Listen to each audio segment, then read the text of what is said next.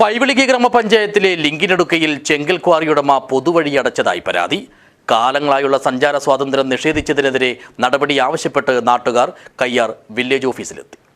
This news sponsored by ഗുണമേന്മയോട് കൂടിയ ഉൽപ്പന്നങ്ങൾ മിതമായ നിരക്കിൽ Sreekrishna hardwares MG road Kasaragod. ലിങ്കിനടുക്കയിൽ ചെങ്കൽപ്പണ നടത്തുന്ന ഉടമയ്ക്കെതിരെയാണ് നാട്ടുകാരുടെ പരാതിയും പ്രതിഷേധവും.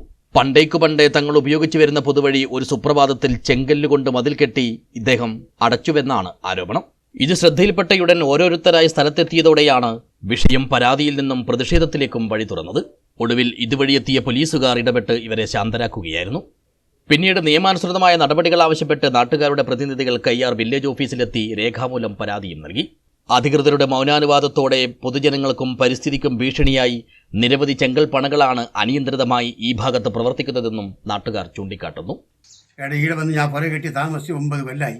മുമ്പത്തെ ആൾക്കാരുടെ മുമ്പത്തെ അനുഭവം ഉണ്ടാവും. എൻ്റെ 9 കൊല്ലമായി. അപ്പോഴേ ഈ റോഡുണ്ട്.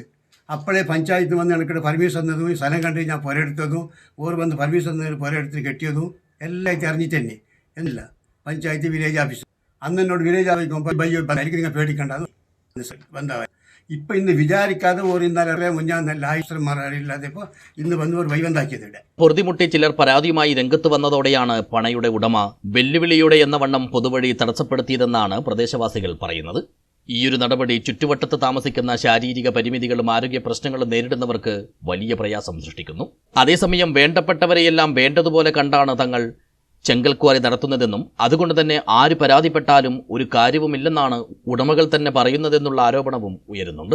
മാത്രമല്ല തങ്ങളോട് സഹകരിച്ച് മുന്നോട്ട് പോകുന്നതാണ് നല്ലതെന്ന് പറഞ്ഞ് ക്വാറി ഉടമകൾ ഭീഷണിപ്പെടുത്തുന്നതായുള്ള ആക്ഷേപവുമുണ്ട്.